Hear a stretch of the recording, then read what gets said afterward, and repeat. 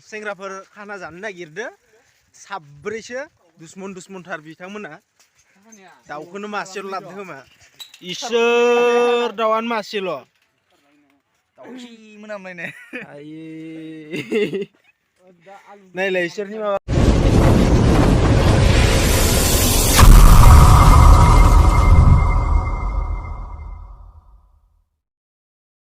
Hello everyone, welcome back to Harimu Vlog YouTube channel.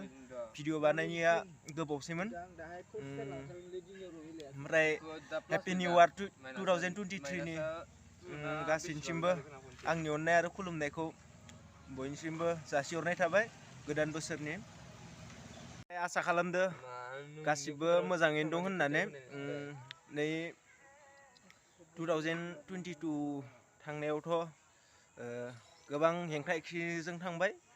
बिदिनो दिना ओमफ्राय दा 2023 आव मा जायो मिथिला आरो राव बुंनो हाला एकदमबारे ब्रमोन लोगोफोर लागाव नुदो सेंग्राफोरा हेन्साम गोजाखा एकदमबारे गोदान बोसोरनि यारनि अमा बुथारदो दखान ओमफ्राय आं नोंसोरनो खोथिनि एसे थ' भिडिअखौ जोबजासिम नायलांबाय थायोबानो जाबाय मोजां मोनब्ला लाइक खालामदो ओमफ्राय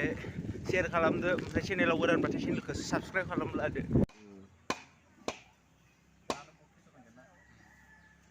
ब्रमोन हेपि निउ इयार याव अमा बुथारदो आरो मानै माथाम ओमफ्राय बैयावथ' मानै बुथारदो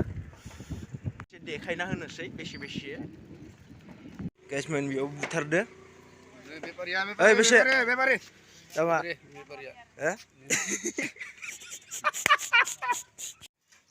बैसा आमाय दतला लाबोबाय 5 किल' बहा थाबावनो सुबेन माथो ओमफ्राय न'आव दोनबाय 15 किल'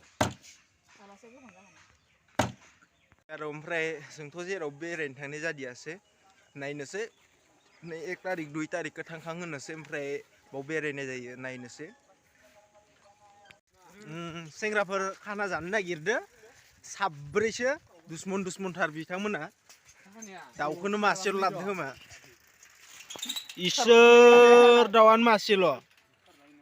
दाउखि मोनामलायनाय आयै नायलाय इसोरनि माबाखौ जानुवारि निउ इयारनि खाना जानो गोनांखौ दाउआनो मासेल' नै आलुबो लाबोलायबावदोसो अमा बेदरसो जानांगोनलै अमा बेदर मा नोंसोरलाय बयलार जालाबायो अमाया ओरै बिमा जासनदोंमोन इसोर फैसाफोरानि आमदानि दंथारो एकदमबारे ओमफ्राय दिनैनि भिडिअखौ बेखिनियावनो दोनथ'नाय जाबाय मोजां मोनोब्ला लाइक शेयार साबस्क्राइब खालामलादो चेनेलाव गोदानबाथाय बाय बाय टाटा नेक्स्ट भिडिअआव लोगो मोनलायगोन गाइसमोन